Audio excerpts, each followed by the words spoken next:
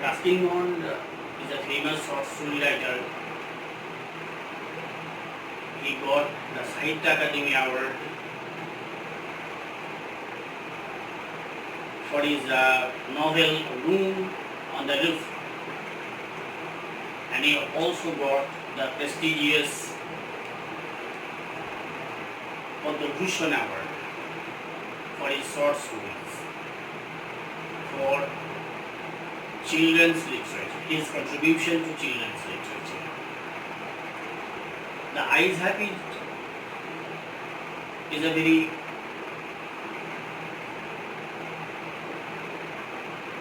fine short story in which the story writer depicts the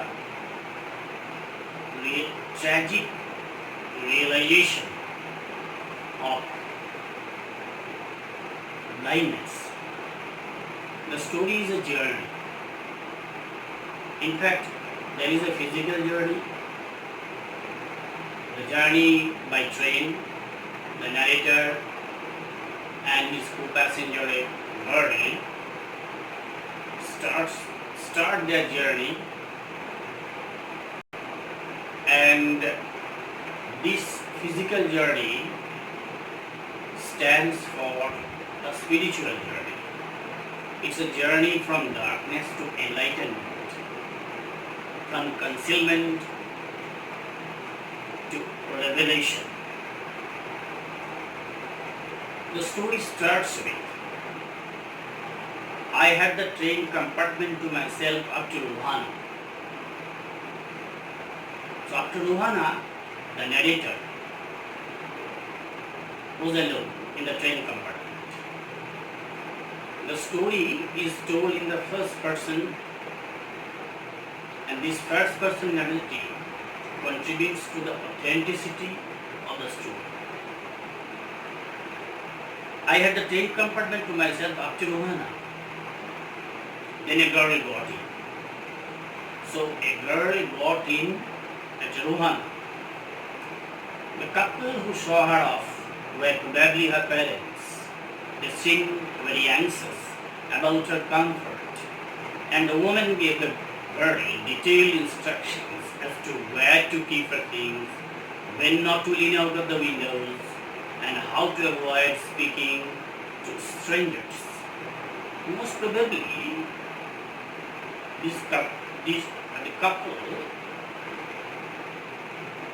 were his parents, were her parents. They called their goodbyes and the train pulled out of the station. The journey stopped. As I was totally blind at the time, my eyes sensitive only to light and darkness. The narrator was totally blind. And the story is a continuous hide and seek in the field of light and darkness.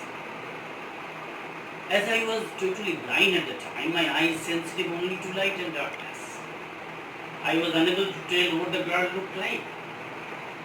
It wasn't possible for a blind man to present or to say exactly what the girl looks like. But I knew she wore slippers from where they slapped against her heels. As his ocular perception or optical vision was marred, his other senses were very strong. Here the auditory sense of the author is unmistakable. He could hear the sound of the slippers of the bird. This is how the story writer seems to compensate for the loss of the one sense as of blindness. One sense of blindness. His blindness is compensated for by other four senses. It would take some time to discover something about her looks. Now he began to imagine. He indulged in imagination.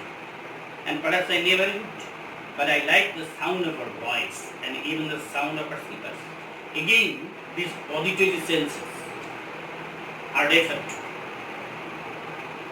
to compensate or to make up for the loss of his blindness. Are you going all the way to there? I asked. The first question is asked by the narrator to the girl. I must have been sitting in a dark corner because my voice startled her. The voice startled her. It's a feeling. It is actually the feeling of the narrator that the girl might have been startled. She gave a little exclamation and said, I didn't know anyone else was here. The girl replied in this manner. Well, often happens that people who eyesight fail to see what is right in front of them. They have too much to take in, I suppose. This utterance underlies a kind of philosophy. People with good eyesight fail to see what is right in front of them because they get enormous amount of exposure, as a result of which at the time of seeing they have to select what to see and what not to see. Whereas people who cannot see very little and to take in only the sensations, people who have little eyesight or no eyesight, they have no such problems of selections. Whatever registers most tellingly on the remaining senses, they only accept the impressions and senses coming on or impacting on their other senses. I can see why they say, I heard it coming. The narrator again depends on his auditory sensations. I heard you coming. I wondered if I would be able to prevent her from discovering that I was blind. The story, throughout the story, there is a continuous attempt on the part of the narrator and even on the part of the girl to conceal their physical disability, that is blindness. That they are not actually blind. They try to keep back the fact from each other that they are blind. Provided I keep to my seat, I thought it should be too difficult. The narrator thought that he must not disclose the fact that he is a blind man, because he will not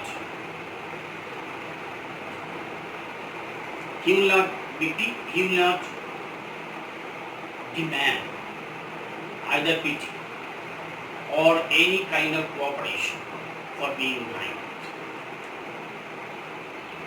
This sense of individuality is also evident or present in the girl also. The girl said, I am getting off at Saharan.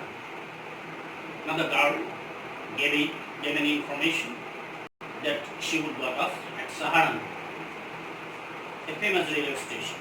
My aunt is meeting me there. She also informed that her aunt would be meeting there. They had better not get too familiar, I replied. Aunts are usually formidable creatures. Made a very ridiculous remark. And also made it clear that it should not be coming from to be familiar with her for a long time, because she would got off from the train very soon. Where are you going? She asked. Now the girl asked, where are you going? To Dera and then to Missouri. The narrator replied that he would go to Dera and then to Missouri. Oh, how lucky you were. I wish you were going to Missouri. I love the hills, especially in October. The girl exclaimed in joy or in wonder that she would like to go to Missouri to enjoy the natural landscape of the day. Now she began to reminisce. Yes, this is the best time I stayed calling on my memories. The narrator also began to reminisce. The hills are covered in wild dahlias. The sun is delicious, and at night you can sit in front of a log fire and drink a little brandy. Almost a romantic description, which also engrossed our mind. Most of the tourists have gone, and the roads are quiet and almost deserted. Yes, October is the best time. Best time because there is the place was free from crowd, and solitariness is very important for contemplation and meditation and undisturbed view of life. She was silent. I wondered if my words had touched her or whether she thought me a romantic fool. The words the narrator uttered about his imaginary descriptions of the hill areas might appear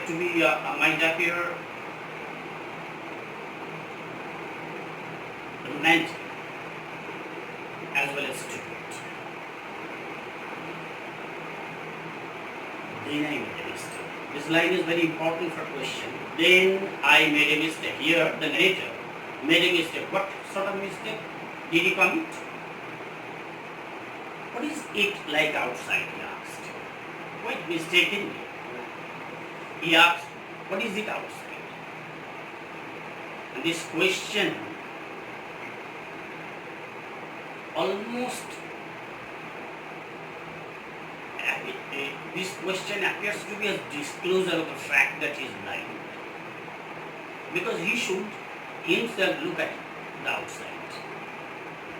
But instead of doing this, he asks the question, what is it like outside? Like outside. She seemed to find nothing strange in the question. But the girl was steady enough.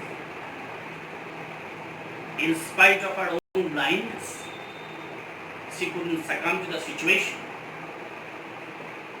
So as she noticed clearly that I couldn't see, the narrator was puzzled. He could not determine whether the girl herself knew the fact of his blindness. But the next question removed my doubts. However, he was pacified because the girl said, who asked, why don't you look out of the window? And this question pacified his excitement, his disappointment at the disclosure of his blindness.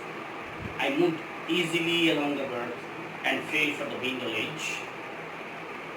This is a pretension, and the pretension continues to deceive the girl that he is not a blind man. The window was open, and I faced it, making it a pretense of studying the landscape. I heard the panting of the engine, the rumble of the wheels, and in my mind's eye, I could see telegraph posts flashing by, in the plethora of auditory sensations. Panting of the engine, rumble of the wheels, the sensation of sounds come to the fore because the narrator himself was blind. He couldn't see, he could only imagine, he could only visualize in his mental eye. Have you noticed? I mentioned that the trees seem to be moving while we seem to be standing still. Very hackneyed questions, conventional questions. There is nothing new in it.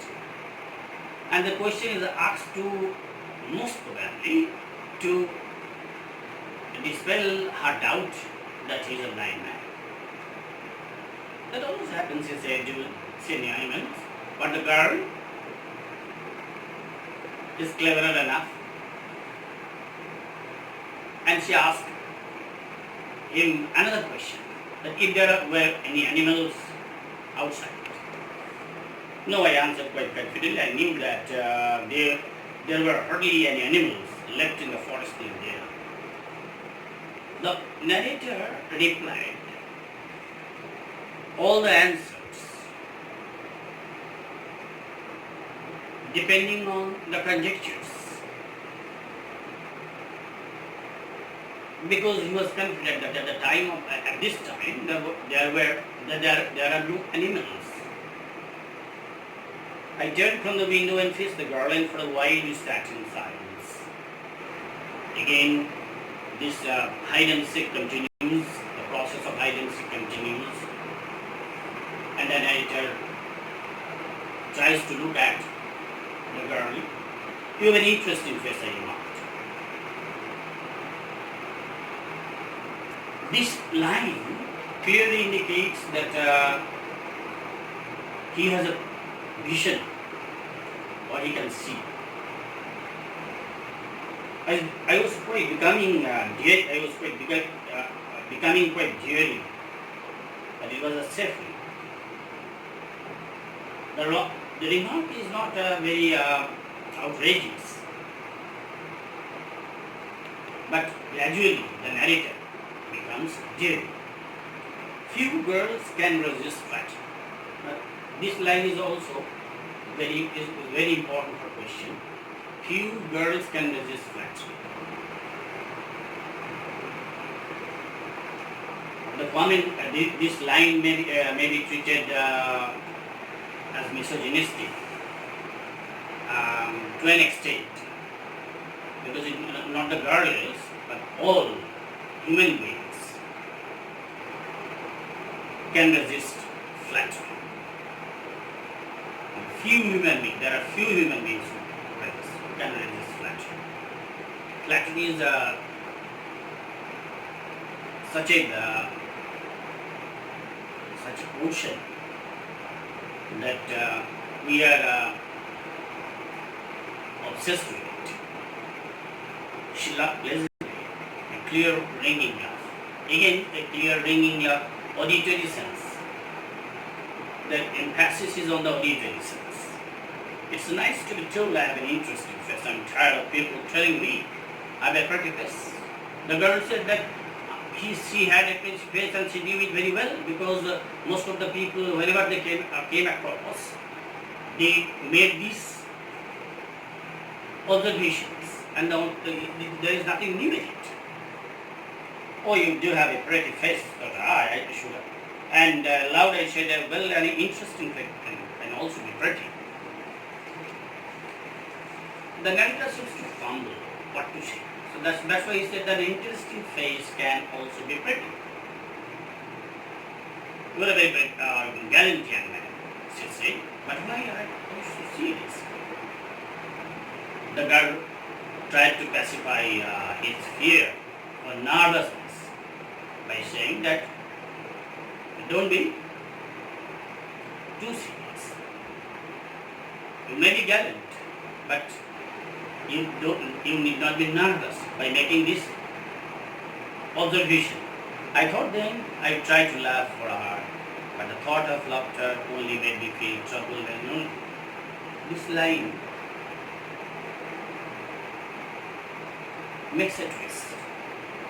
the sense of laughter made him feel trouble and lonely. These senses of loneliness and trouble are actually symptomatic, are these senses of trouble and loneliness reveal his sympathy for the blind, especially for the blind girl.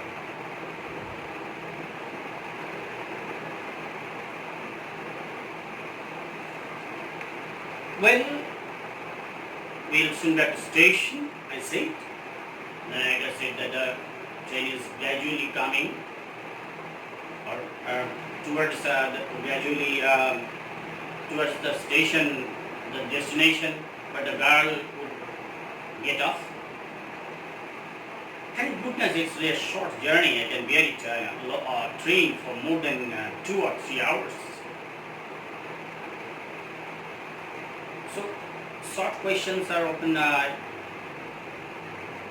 set from this line that the girl, whether the girl is fond of sitting on the train for very long hours or 3 or 4 hours, 6 or 7 hours or 10 to 12 hours. So these lines should be read very carefully. Now look at the chart. The Eyes Have It, the story written by Ruskin Bond, who got the Sahitya Academy Award for his Our Trees Still Grow in Veda. And he also got Padma Shri in 1919 for children's literature. There are such words, answers, synonyms, worried, comfort, ease, and certain such. You see, just see at the board and see the meaning yourself. And I have studied with you half portion of the story, and thank you for this. Thank you for being with us, being with me, and the next portion will be taught in the next classes or in the next sessions.